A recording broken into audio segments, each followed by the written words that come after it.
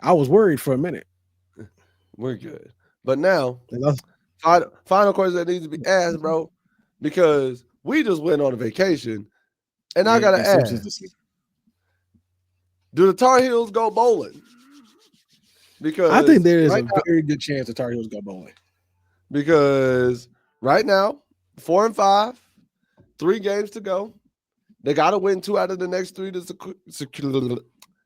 go to a bowl Secure. game, secure a bowl berth. And the remaining schedule we all know: Wake Forest, Duke, NC State. Do the Tar Heels get it done? It's a rivalry sweep, man. Listen, I have confidence enough.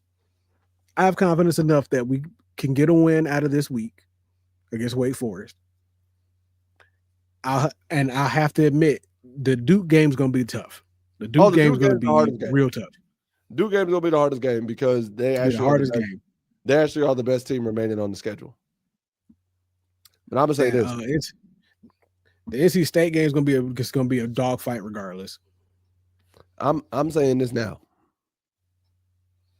3-0, Saying 3-0. 3-0, because one, we shouldn't lose to Wake Forest the way we're playing right now. Like that is a we shouldn't Mm.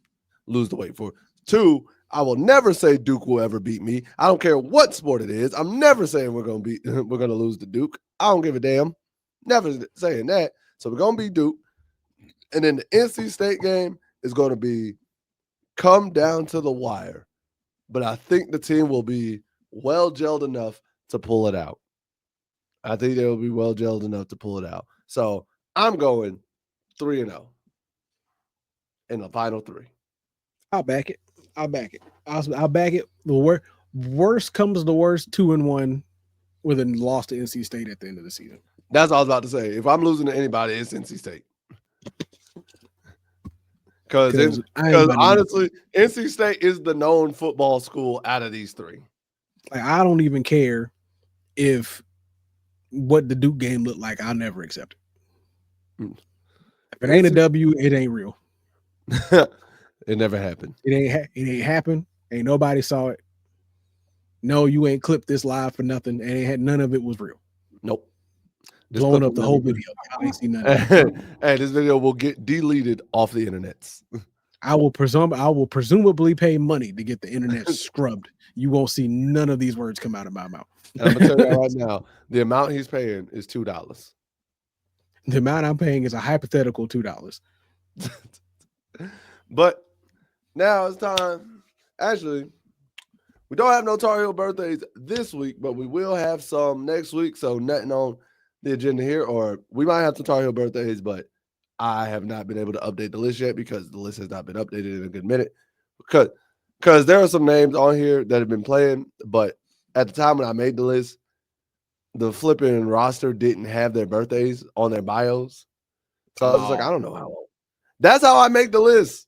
But like, remember what I was telling you at the beginning of the year, where like I was getting their birthdays, yeah. but their bios were incomplete, and they did like they wouldn't have their birthday. They could have anything else, but they wouldn't have their birthday. I'm like, bro, you could at least give me the birthday. Man said if Bill wins out, haters are gonna be on suicide watch. Oh, Ain't it though? listen, Somebody, if some reporters gonna be losing their jobs. bro, if Bill wins out and finishes the year at 8, like he goes 3-0, that puts him at 7-5. Then goes to a bowl game and wins and goes 8-5. You wanna know something funny? What was that? I would have called it. Hey, I said 500. I said 8 You wins, did. 500. You did. I said that. Remember, I said there's a possibility for 8 wins on this list. You did. 500 would be great. 500 would I, be a good start, big but I good said a baseline. good season for Bill is if he goes 500. I said a good season for Bill is if he goes 500. That I'm was my saying bet. perfect season. I said perfect season over 5. You ain't gonna win every game, but over 500 be a perfect season. So before we get into Tar Heel takeaway of the week, do some quick comparisons here for the preview coming up for this upcoming week. So as of right now, they are giving Wake Forest a 69% chance of winning this game. Huh? Yep, they have Wake Forest. ESPN We're the has Wake Forest underdog? winning. We are the underdog to this game. Yes, we are. The I only want to say thing something. stat Hold on. wise, I want to say the something, only but I thing can't be watching this. basing off their season leaders, our season leaders versus theirs, the only stat where we are better than them is sacks. I don't believe that. We one of the least penalized teams in the nation. You mean to tell me they get penalized less than us? I don't know, maybe.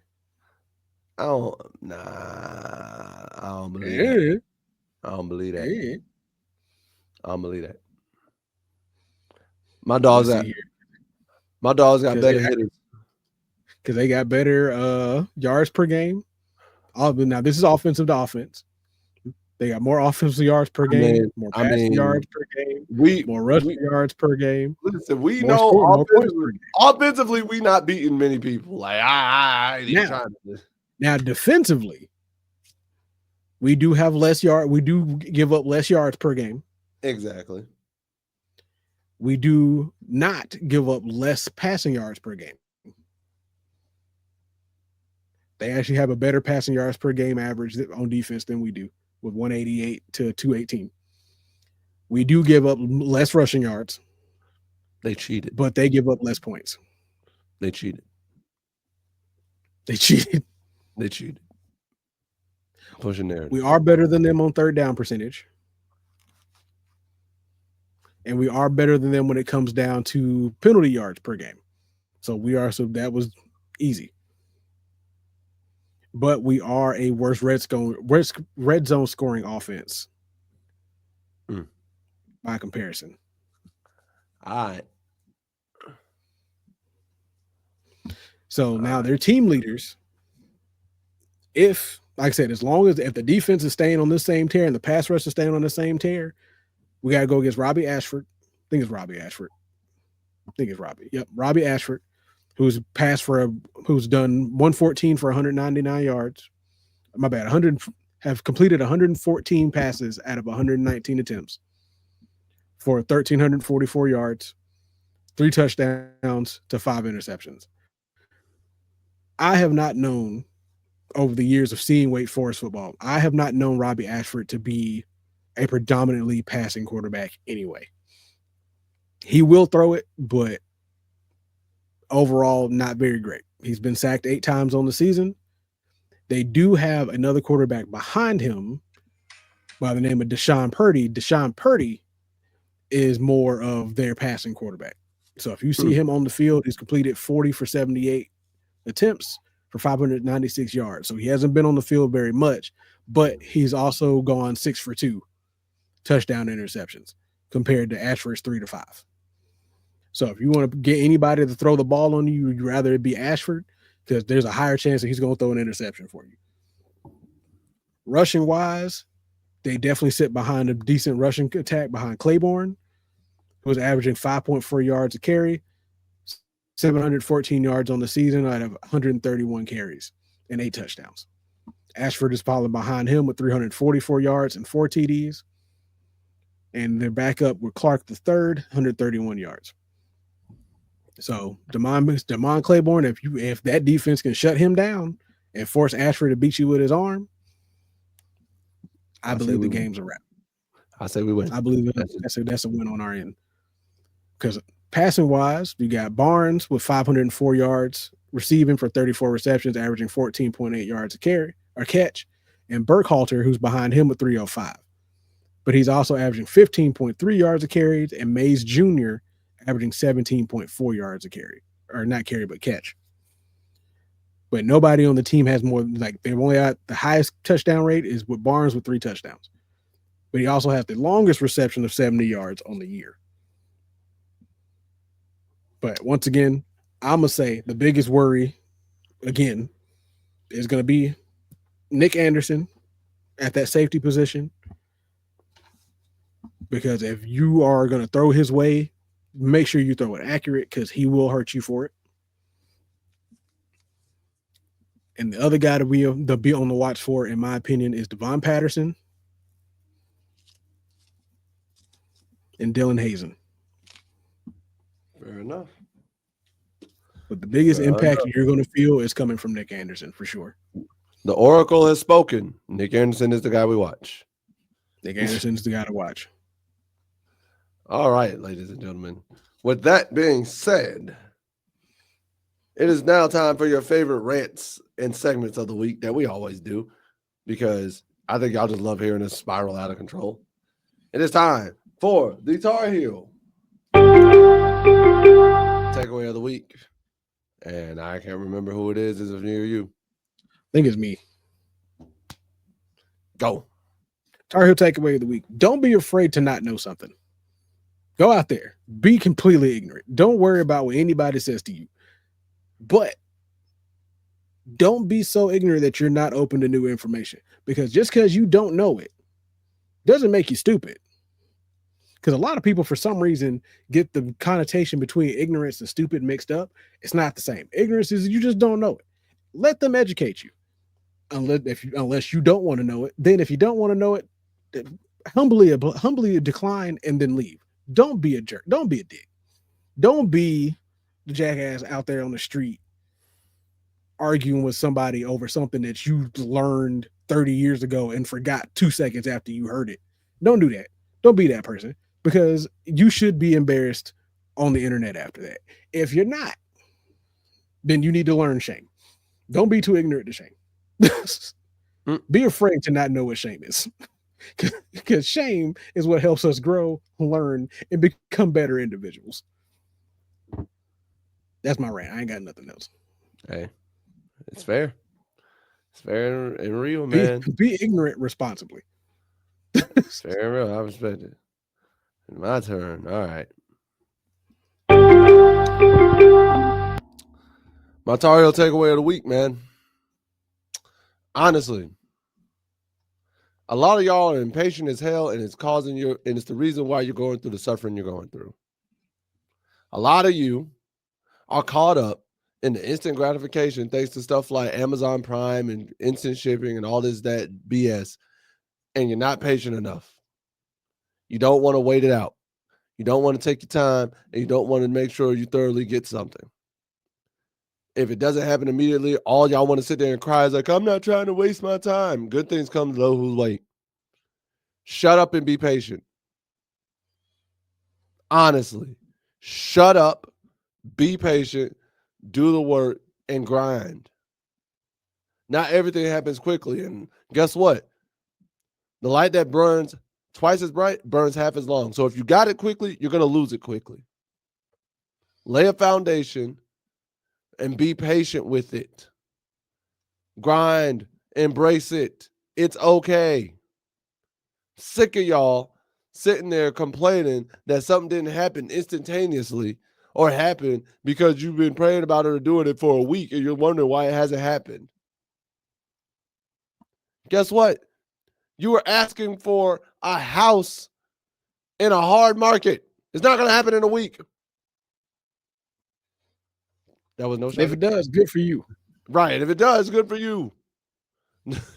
But a lot of you sitting there don't want to be patient, whether it's with life, whether it's with projects, whether it's with your partners, whether it's with your friends, whether it's with, honestly, your job and things of that nature, job hunts, so on and so forth. It's easy to quit and give up. Be patient and keep grinding, bro. That's this whole, honestly, that's this channel. That's his personal YouTube channel, my personal YouTube channel. We've had to always constantly reiterate to ourselves to be patient and just slowly grind. Because when this blows up, and it will, because he and I put a lot of love and work and effort into this, we can flat out say we didn't buy our way to the top. We slowly and we're meticulous in the process, and everything that comes our way, we worked for. So be patient, man. Trust the process. All right. Great words of wisdom, fellas. Peace. Peace. It will. Peace, man. But and one final word from here. One final word from here. Will be Benjamin Hall's best game of the season. Oh. Yep, I believe it's going to be Benjamin Hall. This week is going to be Benjamin Hall's week. It'll be the best game he's had all season. Damon had a blowout. Davion Goss had the biggest game last week. I think it's Hall's turn. All right. Y'all heard the Oracle. But, guys, be sure to tune into us. We will be doing a post-game live on Saturday after, because they play Saturday, right? Yes. Okay. We'll be doing a post-game afterwards for Saturday, and then we will be back here on Tuesday at 9 p.m. Eastern. Y'all know the deal. Y'all know where we're going to be. Join us live every Tuesday at 9 p.m. Eastern. Sometimes it might be 9:10, just a little delay here and there. But once 9 o'clock hits, y'all know, start tuning in, and the show will go live. This has been your host, one half of the UNC Tar Heel Live, Tornado McCray, the captain of the Hooligan Express, and that gentleman over there on this side of me is the professor of procrastination, Ricebox 26. Y'all know what it is. Tell the people we out here, bro. We out here. See y'all Tuesday. See y'all Saturday, really. And, stay safe about that. Please.